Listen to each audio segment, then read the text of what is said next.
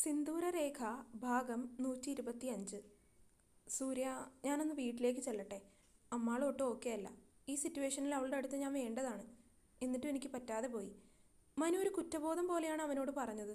കാരണം പ്രഗ്നൻ്റ് ആയിരുന്ന സമയത്ത് അവളുടെ അടുത്തുണ്ടാവാൻ പറ്റിയിട്ടില്ല. അന്നേരം ഉണ്ടായില്ലെങ്കിലും ഇപ്പോൾ അവൾക്ക് ഏറ്റവും കൂടുതൽ മെൻ്റൽ സപ്പോർട്ട് വേണ്ട സമയമാണെന്ന് അവനറിയാം. സൂര്യൻ മനുവിൻ്റെ അവസ്ഥ മനസ്സിലാക്കി അവൻ്റെ കൈകളിൽ മുറുകെ പിടിച്ചു. നീ പൊക്കോ മനു, വീട്ടിൽ ചെന്ന് അമ്മാളുവിനോടും അമ്മയോടും ഒക്കെ കാര്യങ്ങൾ പറയും. പക്ഷേ ഒരു കാര്യം ഓർക്കണം, നമ്മളിപ്പോൾ നിൽക്കുന്നത് ഒരു വലിയ യുദ്ധക്കളത്തിലാണ്. നിന്റെ സ്വന്തം അമ്മാവന്മാർ തന്നെ ശത്രുപക്ഷത്ത് അണിനിരക്കുമ്പോൾ വീഴ്ചകൾ പറ്റാൻ പാടില്ല. നീ ഇപ്പോൾ വീട്ടിലേക്ക് ചെന്ന് അവിടുത്തെ കാര്യങ്ങളൊക്കെ നോക്ക്. പക്ഷേ നമ്മുടെ മിനിറ്റ് ഇൻഫോർമേഷൻസ് ഒന്നും ലീക്കാവരുത്. പിന്നെ കേസിൻ്റെ ബാക്കി ലീഗൽ കാര്യങ്ങളൊക്കെ ഞാൻ നോക്കിക്കോളാം. മനു വേഗത്തിൽ തന്നെ കാറിന് നേരെ നടന്നു.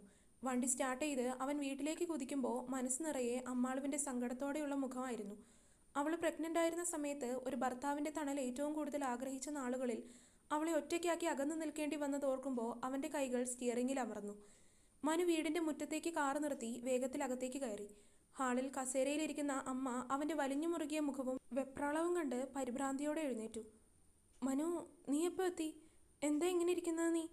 അമ്മ ഓടി വന്ന് അവൻ്റെ കൈകളിൽ പിടിച്ചു.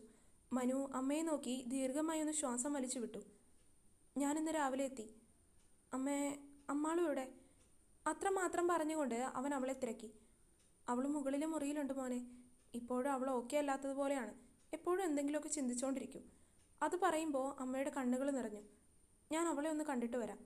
അത് പറഞ്ഞ് മനു വേഗത്തിൽ പടികൾ കയറി അമ്മാളുവിൻ്റെ മുറിക്ക് മുന്നിലെത്തി. അവൻ പതിയെ വാതിൽ തള്ളി തുറന്നു. ആ മുറിയിൽ ആകെ വല്ലാത്തൊരു നിശബ്ദതയായിരുന്നു. ജനലരികിൽ വെറുതെ പുറത്തേക്ക് നോക്കിയിരിക്കുകയായിരുന്നു അമ്മാളു നേരം. മനു പതിയെ അവളുടെ അരികിലേക്ക് നടന്നു ചെന്നു. അവളുടെ തോളിൽ അവൻ കൈവച്ചതും അമ്മാളു ഒന്ന് ഞെട്ടിത്തിരിഞ്ഞു നോക്കി. മനുവിനെ കണ്ടതും അവളുടെ കണ്ണുകളിൽ വീണ്ടും കണ്ണുനീര് തിളങ്ങി. എങ്കിലും കരഞ്ഞില്ല. മനുവേട്ടൻ എപ്പോൾ വന്നു? അവളുടെ മുഖം കണ്ടതും അവനാകെ വല്ലാത്തൊരു കുറ്റബോധം തോന്നി. ഒന്നും മിണ്ടാതെ അവൻ അവളുടെ മുഖം തൻ്റെ നെഞ്ചോട് ചേർത്ത് പിടിച്ചു. അമ്മു, എന്നോട് എന്നോട് ക്ഷമിക്കടി. മനുവിൻ്റെ ശബ്ദം ഇടറി. എന്താ മനുവേട്ടാ, എന്തു പറ്റി? പെട്ടെന്ന് അവൻ അങ്ങനെയൊക്കെ വന്ന് പെരുമാറുന്നത് കണ്ടതും അവളും ആകെ എന്തോ പോലെയായിരുന്നു. അവൾ അവൻ്റെ നെഞ്ചിൽ നിന്ന് മുഖമുയർത്തിക്കൊണ്ട് അവനെ തന്നെ നോക്കി. ഞാൻ ഞാൻ നിൻ്റെ കൂടെ വേണ്ടതായിരുന്നില്ലേ? നിനക്ക് വേണ്ടി ഒന്നും ഞാൻ ചെയ്യുന്നില്ല എന്ന് തോന്നുന്നുണ്ടോ നിനക്ക്? അവളോടത് ചോദിക്കുമ്പോൾ എന്തുകൊണ്ടോ അവൻ്റെ ശബ്ദം ഒന്ന് ഇടറി. കണ്ണുകൾ ഒന്ന് കലങ്ങി. കാര്യമില്ലാത്ത കാര്യത്തിന് മനുവേട്ടൻ ഇങ്ങനെയൊക്കെ ചെയ്യില്ലെന്ന് എനിക്കറിയില്ലേ? അവൾ അവൻ്റെ കൈവെള്ളയിൽ ഒന്ന് ചുണ്ടമർത്തി. അവൻ അവളുടെ കവിളിൽ കൈ ചേർത്ത് വെച്ച് അവളുടെ നെറ്റിയിലൊന്ന് ചുംബിച്ചു. എൻ്റെ അമ്മു, ഇനി ഒന്നിനെക്കുറിച്ച് ഓർത്തു ഇനി സങ്കടപ്പെടരുത്. എനിക്കറിയാം, കഴിഞ്ഞതൊന്നും നിനക്ക് പെട്ടെന്ന് മറക്കാൻ കഴിയുന്നതല്ല. എങ്കിലും മറക്കണം. ഇനിയും അതോർത്ത് വെറുതെ വിഷമിക്കാൻ നിൽക്കരുത്. അവളെ നോക്കി കാര്യമായി തന്നെ അവനത് പറയുമ്പോൾ അവളുടെ കണ്ണുകളിൽ ഒരു നീർത്തിളക്കം ഉണ്ടായിരുന്നു. എങ്കിൽ പോലും അവൾ അനുസരണയുള്ളതുപോലെ തലയാട്ടി. അമ്മാളുവിൻ്റെ ആർദ്രമായ മറുപടി കേട്ടപ്പോൾ മനുവിൻ്റെ നെഞ്ചിലെ കനത്ത ഭാരം പകുതിയോളം ഒഴിഞ്ഞു പോയതുപോലെ തോന്നി. കവിളിൽ പടർന്ന കണ്ണുനീർ തുള്ളികൾ തുടച്ചുകൊണ്ട് അവൻ അവളെ ഒന്നുകൂടി തന്നിലേക്ക് ചേർത്ത് പിടിച്ചു. ബാക്കിയുള്ളവരുടെ ചതിയും വഞ്ചനയും നിറഞ്ഞ ലോകത്തു നിന്നും ഒരു നിമിഷത്തേക്ക് അവരിരുവരും തങ്ങളുടെ മാത്രമായൊരു ലോകത്തേക്ക് പിൻവാങ്ങി. നിനക്കെന്നോട് ദേഷ്യം തോന്നിയിരുന്നു അമ്മോ? മനു അവളുടെ കാതോരം പതുക്കെ ചോദിച്ചു. അമ്മാളു അവൻ്റെ നെഞ്ചിലേക്കൊന്നുകൂടി മുഖം പൂഴ്ത്തി. തുടക്കത്തിൽ ആ ഫോൺ കോളുകളും മെസ്സേജും ഒക്കെ വന്നപ്പോൾ മനസ്സ് കൈവിട്ടു പോയിരുന്നു മനുവേട്ട. പക്ഷേ എൻ്റെ മനുവേട്ടനെ എനിക്കറിഞ്ഞൂടെ? മറ്റാര് കൈവിട്ടാലും നിങ്ങൾ എന്നെ ചതിക്കില്ല എന്ന് എനിക്ക് ഉറപ്പായിരുന്നു. എങ്കിലും നമ്മുടെ വാവയെ അവളുടെ ശബ്ദം വീണ്ടും ഇടറിയതും മനു അവളുടെ ചുണ്ടുകളിൽ വിരലമർത്തി. ഇനി അതോർത്ത് കരയരുത്. കഴിഞ്ഞതൊന്നും നമുക്ക് തിരിച്ചു പിടിക്കാൻ കഴിയില്ല. പക്ഷേ നമ്മുടെ ജീവിതം തകർത്തവർക്ക് അതിനുള്ള ശിക്ഷ വാങ്ങിച്ചു കൊടുക്കാൻ എനിക്ക് കഴിയും. നീ എൻ്റെ കൂടെ ഉണ്ടായാലും മാത്രം മതി. എനിക്ക് നിൻ്റെ മുഖത്തെ പഴയ ചിരിയാണ് തിരിച്ചു വേണ്ടത്. അവൻ അവളുടെ നെറ്റിയിലും കണ്ണുകളിലും ആർദ്രമായി ചുംബിച്ചു. ഒരു ഭർത്താവിൻ്റെ സ്പർശനത്തിൻ്റെ ചൂടും സുരക്ഷിതത്വവും അമ്മാളു അന്നേരം തൊട്ടറിഞ്ഞു. അതവൾക്ക് വല്ലാത്തൊരു സമാധാനവും സുരക്ഷിതത്വവും കൊടുത്തു. കുറച്ചുനേരം അവർ പരസ്പരം ഒന്നും മിണ്ടാതെ പരസ്പരം പുണർന്ന് കട്ടിലിൽ അങ്ങനെ കിടന്നു. അവരുടെ ആ സ്വകാര്യ നിമിഷങ്ങളിൽ വാക്കുകളിലേക്കാൾ കൂടുതൽ പ്രണയവും പരസ്പര വിശ്വാസവും ഉയർന്നു നിന്നു. ഏറെ നാളുകൾക്ക് ശേഷമാണ് അമ്മാളുവിൻ്റെ മനസ്സൊന്ന് അന്നേരം ശാന്തമാകുന്നത്. പതിയെ അവളെ കട്ടിലിൽ കിടത്തി പുതപ്പ് പുതപ്പിച്ച് കൊടുക്കുമ്പോൾ അവളുടെ മുഖത്ത് നേരെ ഒരു മയക്കം പടർന്നിരുന്നു. അവളുടെ നെറ്റിയിലെ മുടിയിഴകൾ ഒതുക്കി വെച്ച് നെറ്റിയിൽ ഒരിക്കൽ കൂടി ചുണ്ടുകൾ അമർത്തി മനു മുറിക്ക് പുറത്തേക്ക് നടന്നു. പടികളിറങ്ങി താഴത്തെ ഹാളിലേക്ക് വരുമ്പോൾ അമ്മ അവിടെ തന്നെ അവനെ കാത്തിരിപ്പുണ്ടായിരുന്നു. മനുവിൻ്റെ മുഖത്തെ ഗൗരവം കണ്ട് അമ്മ കസേരയിൽ നിന്ന് എഴുന്നേറ്റു. മനു, അമ്മാൾ ഉറങ്ങിയോടാ? അമ്മ പതുക്കെ ആകുലതയോടെ ചോദിച്ചു. ഉറങ്ങി. കുറേ നാളുകൾക്ക് ശേഷമാണ് അവളൊന്ന് സമാധാനമായിട്ട് ഉറങ്ങുന്നത്. മനു നേരെ വന്ന് അമ്മയുടെ അരികിലെ സോഫയിലേക്കിരുന്നു. അവൻ്റെ മുഖത്ത് ഇപ്പോൾ കുറ്റബോധത്തിന് പകരം കടുത്ത പ്രതികാരത്തിൻ്റെ ഭാവം മാത്രമായിരുന്നു.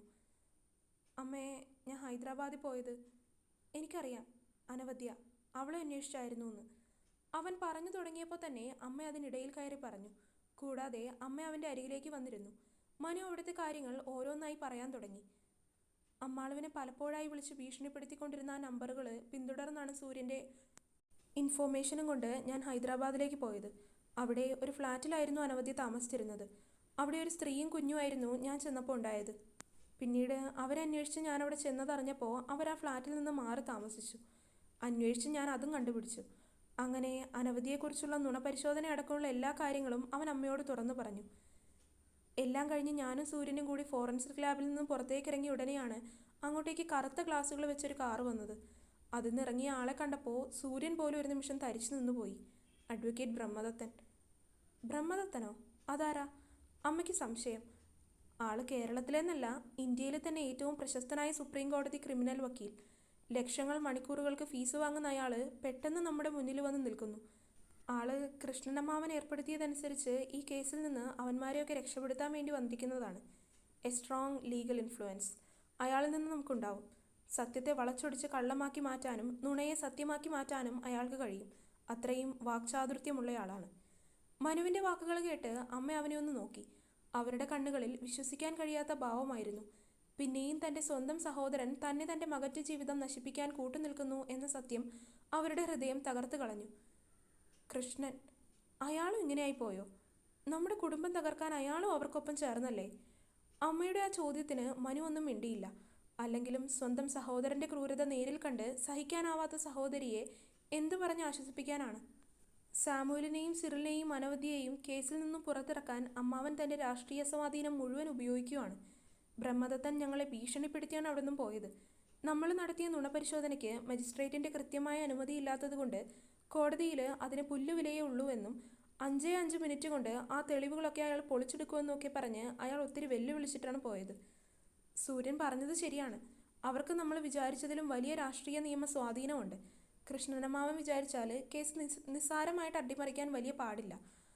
അതുകൊണ്ട് തന്നെയാണ് സൂര്യൻ എന്നോട് വീട്ടിലേക്ക് വരാൻ പറഞ്ഞത്. കേസിൻ്റെ ബാക്കി ലീഗൽ മൂവുകൾ സൂര്യൻ അവിടെ നോക്കുന്നുണ്ട്. മനു എഴുന്നേറ്റ് ജനലരികിലേക്ക് നടന്നു. അവൻ്റെ കൈകൾ മുറുകെ ചുരുട്ടി പിടിച്ചിട്ടുണ്ടായിരുന്നു. പക്ഷേ അവരൊരു കാര്യം മറന്നു അമ്മേ. ഈ മാനവർമ്മ ഇനിയും അവരുടെ മുന്നിൽ തോറ്റുകൊടുക്കാൻ തയ്യാറല്ല. എൻ്റെ അമ്മാളുവിൻ്റെ കണ്ണുനീരിനും ഞങ്ങൾക്ക് നഷ്ടപ്പെട്ട ഞങ്ങളുടെ കുഞ്ഞിൻ്റെ ജീവനും പകരം ചോദിച്ചിട്ടേ ഞാൻ ഈ യുദ്ധത്തിൽ നിന്ന് പിന്മാറൂ. അമ്മാവൻ എത്ര വലിയ രാഷ്ട്രീയ സ്വാധീനം ഉപയോഗിച്ചാലും ബ്രഹ്മദത്തൻ എത്ര വലിയ നിയമത്തിൻ്റെ പഴുതുകൾ കണ്ടെത്തിയാലും അവരെയൊക്കെ ഇല്ലാതാക്കാൻ പുതിയ വഴികൾ ഞാൻ കണ്ടെത്തിയിരിക്കും. ശരിക്കുള്ള കളി ഇനി അങ്ങോട്ടാണ് തുടങ്ങാൻ പോകുന്നത്. ഹാളിൽ മനുവിൻ്റെ വാക്കുകൾ ഒരു പ്രതിജ്ഞ പോലെ മുഴങ്ങി നിന്നു. സ്വന്തം ചോര തങ്ങളെ ചതിച്ചെങ്കിലും നീതിക്ക് വേണ്ടിയുള്ള പോരാട്ടത്തിൽ താൻ ഒരിഞ്ച് പോലും പിന്നോട്ട് പോകില്ലെന്ന് അവൻ്റെ ഉറച്ച മുഖം വിളിച്ചോതുന്നുണ്ടായിരുന്നു. അങ്ങനെ ഇന്നാണ് കോടതിയിൽ കേസിൻ്റെ ഹിയറിംഗ്. കോടതി ഹാളിൽ കനത്ത നിശബ്ദത പടർന്നിരുന്നു. ഹൈക്കോടതിയുടെ ആ വലിയ മുറിയിൽ ശ്വാസം അടക്കിപ്പിടിച്ചാണ് ആളുകൾ ഇരുന്നിരുന്നത്. പ്രതിക്കൂട്ടിൽ തലകുനിച്ച് നിൽക്കുന്ന സിറിലും സാമുവലിനും അനന്തനും കൂടെ തന്നെ അനവധിയും. അവരുടെ മുഖത്ത് ഇത്രയും നാളുണ്ടായിരുന്ന ആ അഹങ്കാരത്തിൻ്റെ നേർത്ത നിഴല് പോലും ബാക്കിയുണ്ടായിരുന്നില്ല.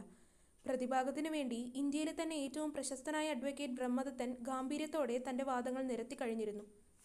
നിയമത്തിൻ്റെ സങ്കീർണമായ പഴുതുകളിലൂടെ പ്രതികളെ എങ്ങനെയൊക്കെ പുറത്തെത്തിക്കാം എന്ന് അയാൾ തൻ്റെ കൂർമ്മ ബുദ്ധി ഉപയോഗിച്ച് കോടതിക്ക് മുന്നിൽ സ്ഥാപിച്ചു കഴിഞ്ഞിരുന്നു. തുടരും. അപ്പോൾ വീഡിയോ കണ്ടവരെല്ലാവരും വീഡിയോ ലൈക്ക് ചെയ്യുക. നിങ്ങളുടെ അഭിപ്രായങ്ങൾ എന്തായാലും അത് കമൻറ്റായിട്ട് അറിയിക്കുക. ചാനൽ ഇതുവരെ സബ്സ്ക്രൈബ് ചെയ്യാത്തവരുണ്ടെങ്കിൽ സബ്സ്ക്രൈബ് ചെയ്യുക.